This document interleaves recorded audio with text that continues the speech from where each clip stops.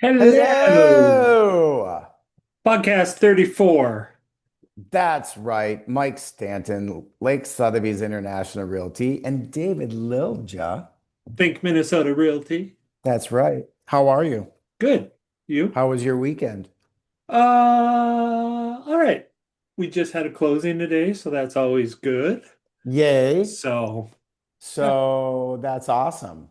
yeah, Uh, and my dome house went on the market, and That is such a cool property. So thank you. amazing. So That's a trophy property.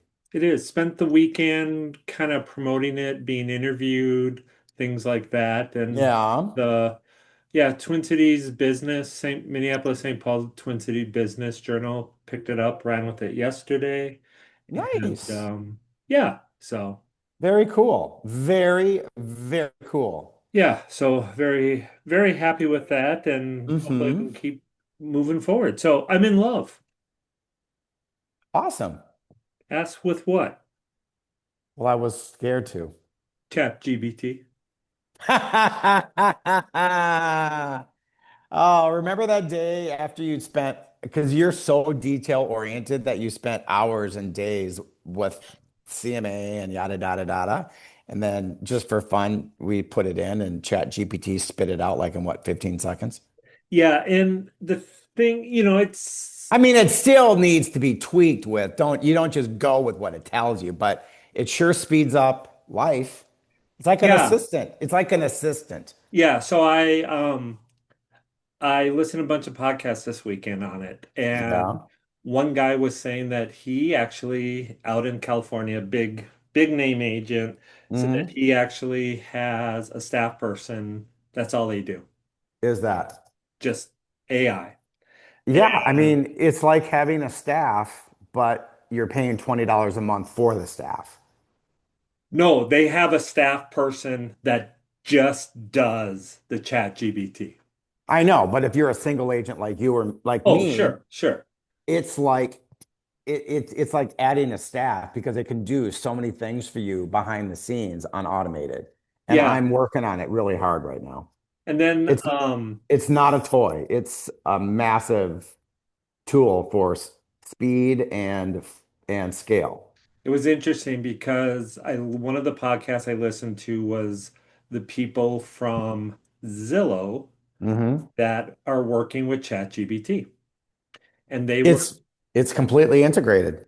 it is, and they were talking about how there's all these complexities to it. And I was just blown away. So like one of the like funny antidotes was if you have a buyer whose name is Christian Hmm. and they go on and ask about a house, that they had fair housing issues because ChatGPT viewed the name Christian as a religion, which is a fair housing topic. So Hmm. ChatGPT kind of shut down for that person. I thought that was kind of funny. Um, and like learning things through. There were numerous other examples of fair housing and how do they do it? And could a buyer go on and say, with what you know about me, what community would work best for me? Would it be Woodbury? Would it be Elk River? Would it be, Marine on St. Croix? Well, that's kind of a scary question. That's Yeah, scary because that's steering. exactly. And so they just laid out all the issues. They laid out all the issues and they had so much of it already with like MLS rules. Hmm. Because Zillow is on and is, integrates with MLSs or extracts information. And they talked about how they really needed to kind of walk through all these issues to make sure they were legally compliant. Hmm. And basically talked about how one whole division of their attorney division was reviewing everything before they launched it. And it just got me thinking, could you put in family, a buyer, not an agent, because type of family or even a family, that's a fair housing violation.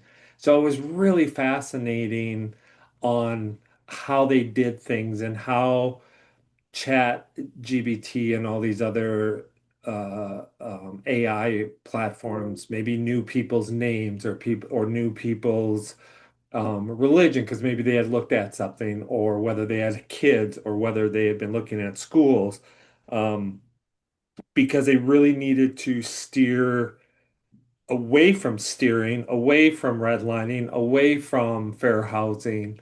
And it was just a fascinating topic to hear how they went about it. And it sounds like they had been working on it for a really long time. So Interesting. I liked that. Um, and one thing I did was I typed in to chat GBT, what is the most asked questions right now on real estate? What did it say? I'm gonna get my phone out. We'll do it live. We'll do a live what? I'm gonna type it in too. So should I wait to buy a home? That was number one. Talked about interest rates, talked about Minnesota buyers. Um, so mine obviously really focused on Minnesota because I've been playing around with being an agent and listing houses. Number Mhm. two was, will home prices go down in 2026? Number three is, how do I compete with low inventory if I'm a buyer? And number four was, what is my home worth? Interesting. So I just typed into my phone, what is the most asked question for real estate? It's thinking. And what do you use again? I use ChatGPT, but I pay the 20 bucks a month. Yeah, so do I. So Okay, top buyer questions that just came up. Number one, how's the market right now? Everyone wants to know if it's a good time to buy or if prices will drop. But every time I'm asked how's the market right now, my question is depends. What do you want to know? Like, what are you looking for? What can I actually afford? that's a Number great two, question. number two, many buyers start here before even talking to a lender. Well, the only way to know what you can actually afford is to speak to a lender, a good one. Not just don't go in any bank. Just listen to the professionals. How much do I need for a down payment? Still one of the biggest points of confusion for first-time buyers. And you know what? It could be zero if you're a veteran. It could be as little as 3%. We're Um, actually seeing some FHA right now with zero. I gotta be is honest. it, I don't is really it, know if I understand all of that, but yeah. Is it better to rent or buy? Well, it depends. Not everybody should buy. Not everybody needs to buy. I mean, maybe, how long does it take to buy a home? What are the closing costs and who pays them? Well, I've got my opinion on that because the closing cost is all the buyer's fees that the buyer, for the mortgage application, for the first, for the setting up the escrow fund, that's all buyer's money. Can I negotiate the price? Of course. What happens after my offer is accepted? So those are the top buyer questions, and then there's the top seller questions that I just saw. Want to hear those? yeah. Number one, what's my home worth? Uh, how long will it take to sell? What should I do to get my home ready? What is your marketing strategy, Mr. Realtor? What are your fees, Mr. Realtor? Should I sell now or wait, Mr. Realtor? Do I need to be home for showings? That's a classic question. People ask that all the time, and the answer is typically you should not be there. What happens if my home doesn't sell? So these are all very basic, generic questions that will bring you, if you start having the conversation, these are very classic opening questions. Did your AI actually say Mr. Realtor? No, I made that myself. Oh, because I'm just fascinated with how everything is syncing and obviously how things are going. You know, 6 months ago when we did this AI thing, I talked about kind of the inconsistencies. It was funny because on the um, dome property, there's a really large pond, and on the AI description that I was kind of messing around with, it talked about private fishing. Well, it's it's a pond, but anyways, I thought it was interesting how it just goes to that next layer. It adds so much two things that I mean, it gave me a foundation. I didn't use any of it, but it was just, here's what I, here's one thing that I really took away from it the last little bit. Okay. And then I'm going to share something that I just realized as you were talking, like my head lit up. I thought it was a really good way for me to transition from file to file. For example, if I'm doing a land listing on the North Shore and now I'm moving to a house in Sturgeon Lake and I'm thinking of how to use both of them, I can just type in something about Sturgeon Lake, give me a description of real estate in Sturgeon Lake, and you could read Mhm. through it. And it automatically moved me to a different part of this state and got me really hyper focused on that one. And I found it easier to work. It's kind of like having somebody on your shoulder prompting you. Well, the thing is it's exactly right. And it's like having an assistant, but an assistant that knows a lot about you. And the more you use it and the more you use it for yourself, Dave Loja, it's going to understand you. Now, I just realized that when I typed this into Chat GPT, me, Mike Stanton, it knew who I was, that I am a realtor, That's and why I that asked the mister. right. So, but so these are questions. So then after I read through all those most asked questions, it says, would you like me to create a social media post or lead magnet idea? So now Yeah. it's giving me information like top 5 questions sellers ask from the list to attract clients. So I'm going to say yes. So now it's going to create for me, knowing that I'm not looking to buy a house or sell a house. It's assuming that I am looking to market a property, or I'm assuming to have a lead generation thing. So option one, Instagram, Facebook posts, because they're linked. Thinking about buying or selling, you're not alone. These are the top real estate questions I hear every week. What's my home worth? Number two, what's the market right now? Number three, should I make a move right now? Number four, should I fix before listing? Number five, how long will it take to sell? And it's giving me everything. Every property and every move has its own story. If you've been wondering about any of these, let's contact for a real data-driven conversation about your goals. And I can say, and then it gave me a second option, and it gave me a third option.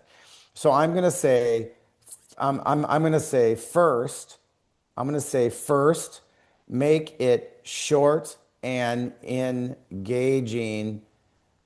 engaging with a call to action. I want it short. So I want to see what happens with the call to action. So it's thinking. Oh, it already changed it. It's like doing it in real time.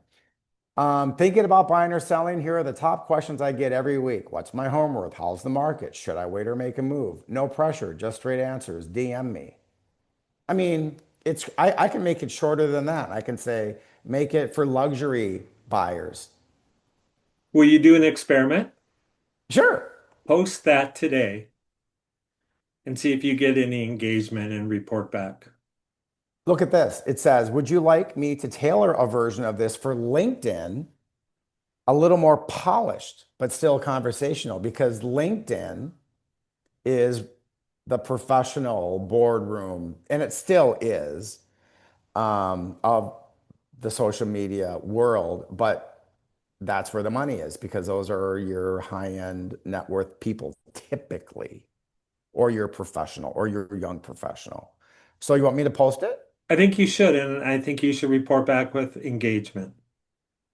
Okay. Because one of the things I did was on this Twin City Business Journal, I took a snapshot of our website traffic, and I'm going to see if the website traffic increases at all for our brokerage after, 24, 48, 72 hours.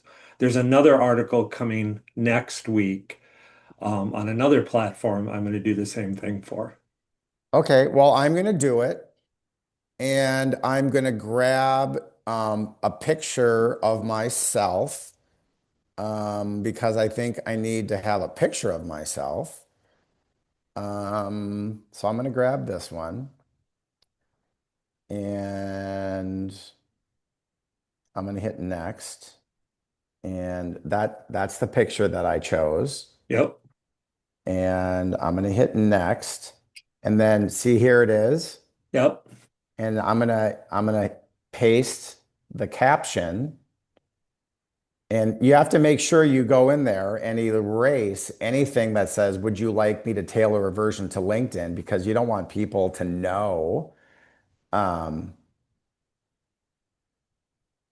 so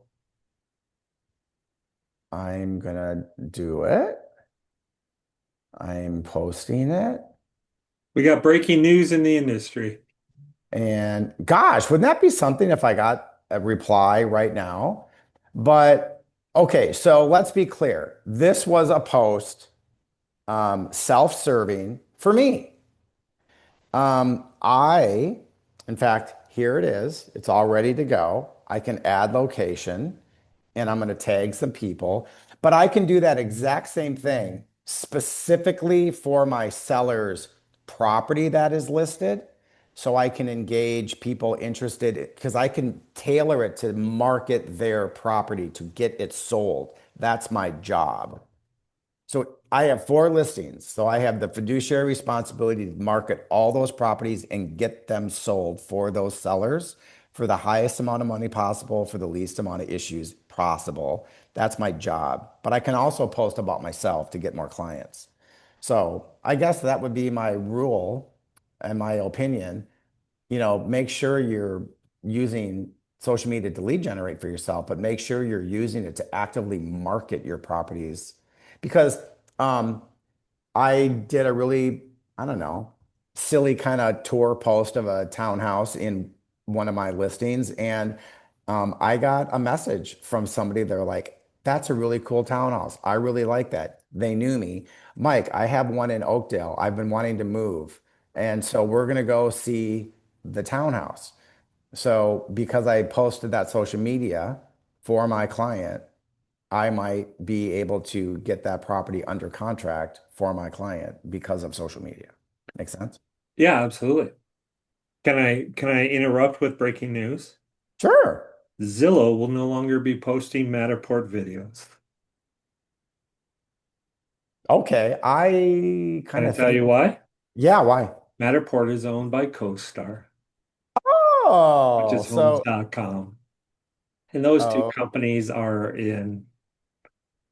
they're like junkyard dogs going after each other with lawsuits. okay. So here's another example. If you are going to use Chat GPT to post on your Google business page, don't do it because Google hates ChatGPT and they're going to know it's ChatGPT because Google has Gemini. So if you want AI help inside of your Google postings for like YouTube, your Google business page, which is very important, don't be using ChatGPT. Use Gemini because I mean, these are things that we're learning on the fly. We had a meeting with our brokerage, I don't know, 10 days ago, and that was what I was talking about is I think agents need to be two things. They need to be hyper local and they need to be hyper national. And national meaning what's going on. Because that little nugget right there that you threw out makes a lot of sense. Mhm. Yeah, and I'm tagging Lake Sotheby's International Realty. I'm tagging Sotheby's International Realty Think because then Minnesota my Realty, because because then my Dave brethren Rocha. can't do it. And then my brethren inside the the family of Sotheby's, internationally and nationally, I mean, they might have somebody that they can refer to me to buy one of my properties. So you're always needing to network your properties inside of your brokerages too. Right. Not just your little office in Arden Hills, but like everywhere. I don't have Continue an on. office in Arden Hills. I have a Mecca in Minnesota. I Hey, know. so all right, last subject I called you the other day. You ignored me, didn't call me back. I was probably busy. Probably not. Um, a comment was made on a podcast by Leo, the head cheese at EXP. Okay. And his comment tied into something that you have said, but just added more layers in my head. Are you listening or are you chat GBT? I'm listening. I'm listening intently. You are not. Yes, I am. All right. I have my head down in Okay. So contemplation. his comment was when a brokerage says that they are number one in agent count or Yeah. they are number one in transactions, Yeah. he kind of said you have to take that with a grain of salt Completely. because his point was Coldwell Banker, Keller Williams, Hmm. all these ones, Hmm.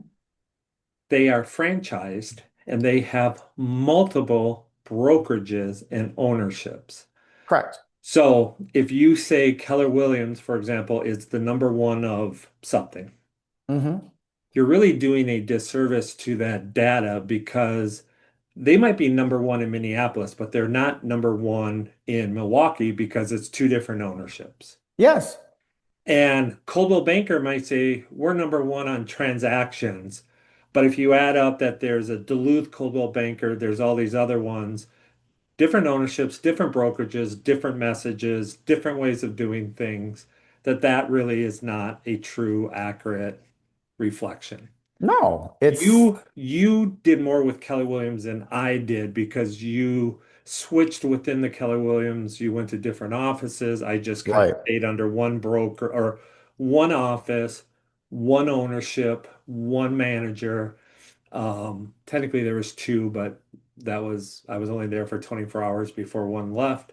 But it just got me thinking of all those comments that you've made over the past. But EXP really is a one shop brokerage because it's kind of one umbrella.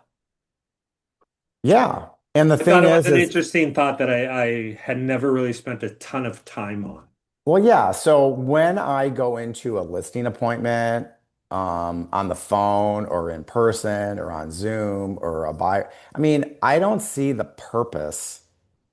Well, if I was going to a listing present, a And listing Sotheby's, presentation, by the way, falls under that category because yeah. they're under different But umbrellas. I wouldn't, I mean, I don't see the point of what benefit does it make or what benefit does it give the seller if you say, "Oh, we have the most agents in the whole world."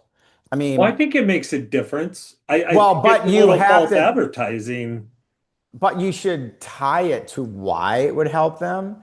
I mean, I would consider now that I'm with Lakes Sotheby's International to be that I'm with a boutique broker. That's how I would consider it. Right.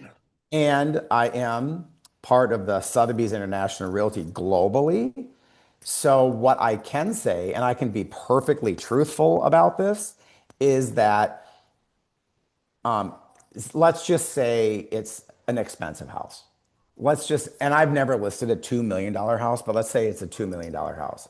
I can say I mean, I can say that when this goes live on the MLS with Sotheby's International Realty, it's also going to go here and here and here and here and here. And it's not just Zillow and Homes.com. It's like Mansion Global. It's like, James Edition. It's like a lot of cool stuff that not every broker can tie into. And I can say the people that work for Edina Realty or Caldwell Banker, they can say the same thing about a local product, like where it's going to go locally. But I would never walk in and say, I'm with the largest brokerage in the entire world. We're the fastest growing brokerage in the entire. I mean, who cares? What does that do? What does that do for your said client? So my advice would be if you are at at the brokerage that is the fastest growing brokerage in the United States, make sure you tell them like why that's important to the buyer. Otherwise, it's just empty words, in my opinion. Like, why does that help you? You know what I mean? well, yeah, I Like, think think that, Minnesota is a boutique Minnesota brokerage. We focus on Minnesota and the North Shore. This is why it's going to help. right. And again, I think that's the difference of its context, right? I think if your buyer or your seller is not understanding, I mean, how many times have you and I had the conversation that the consumer doesn't understand real estate? And it's No, really not their job to understand real estate. no. So I think that there's a shady way of doing business, and you need to be engaging and you need to say, X is important. Here's why. B is important. Right. Here's why. And I bet you if you had somebody come in and list off 5 bullet points, or you had Hmm. somebody come in to list off 2 bullet points with why it matters to them, Hmm. that second agent's going to get the listing or the buyer. Well, listen to this. I have firsthand knowledge of a agent that went into a listing that was a hair over $2 million. And it was in the Twin Cities. And the first question that the seller asked that agent was, how many houses at 2 million or above have you sold? Well, the answer for this particular agent was zero. It wasn't me. Um, but the answer for this particular agent was zero. And in the end, this agent did not get the listing. The group that got the listing was from a different broker and a team. And this team has done several um, sales, 2 million and over. Now, I would have answered, if the answer was zero, it's like I personally haven't done any over $2 million, but I won't say but because that negates. I would say, and, I'm Lake Sotheby's International Realty tied to Sotheby's International Realty globally. I'm like, we are the purveyor of the largest sales nationwide globally all the time. And here's the data to prove it. I have a network that is going to get your property in front of I mean, there's a way to spin that. And, I've got, and I would probably have brought in the owner of Lakes Sotheby's International Realty with me because that person could have been able to say, yeah, but we've done this, we've done this, we've done this, we've done this, we've done this. And this is exactly what's going to happen with your property. I think the agent missed the boat because they didn't say, you know, that. And we talked about that. Um, but it's classic objection handling. And, why is that important to you? And yada, yada, yada. And you don't win them all anyway, right, Dave? No, it's funny, and I swear, you know, I was just listening to one, and it was a very popular agent Mm-hmm. that people know Mm-hmm. nationally, Mm-hmm. and the comment was, getting going, breaking into the luxury market. The Mm-hmm. person said they were interviewing for a $10 million listing. Mm-hmm. They had never done anything above four. Mm-hmm. And they said he went to his agent, that was the number one agent in his office, Mm-hmm. and said, I have a listing meeting, 2 o'clock. I need you to come tomorrow. I'll do Mm-hmm. everything. Help me get the listing. You get Mm-hmm. half. If I have questions, I can use you. Yeah. Went to the door. Seller opened the door. Hi, nice to meet you. Didn't even let them in. And he said, how many of these $10 million houses have you sold? Mm-hmm. And the guy, the listing agent was like, crap, zero. And Mm-hmm. he looked at the other agent and he says, oh, we have 10 under contract. We have this one there, this one there, this one there, this one there, this one there. They got the listing. And he Mm-hmm. said, I probably wouldn't have even been asked to come across the threshold. So the fact that you just brought up that story is like hilarious because just listen to this story. And what was funny Yeah. was this agent went on to tell a story. He never sold that house, Hmm. but he did an open house. And from that open house, he had a buyer that bought a $10 million that he didn't have to split the commission with. Yeah, but the bottom line is, yes, we're independent contractors. Yes, we're in sales. Yes, we want to always do things by ourselves. The reality is, don't let pride get in front of you and have Exactly. somebody help you. It's okay to Yep. get help. And that's just leveraging your brand, whoever you are with. If you're with brand A, and you're a newer listing or you haven't done in that price point, it's perfectly fine to bring a different agent along with you that is. And it's better to have the person physically there than just say, well, this is what my partner, because this particular person didn't bring anybody and brought, examples of what agent A has sold. It would have been, in my opinion, much more effective to have the person physically there and kind of do it together.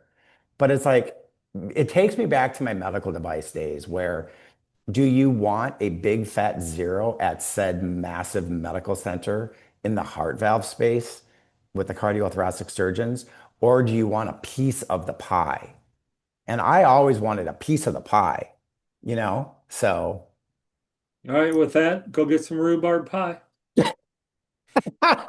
ciao, ciao, Ciao. ciao. Thank you, David.